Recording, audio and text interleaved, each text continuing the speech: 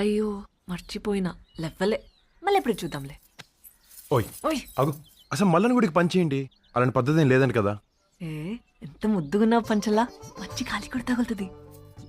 Point అది కాదు, ఇంత మోసమా, తగ, కాన్స్పిరసీ. అసలుకే బల్లులో నిద్రలేదు. మరి ఉసిరికాయ పచ్చడి తొక్క అన్నావు కదా, మ్యాన్ ఇష్టపడి తెస్తే ఎవడు తింటాడు ఇప్పుడు? అది మైండ్ లో పెట్టుకున్నావా?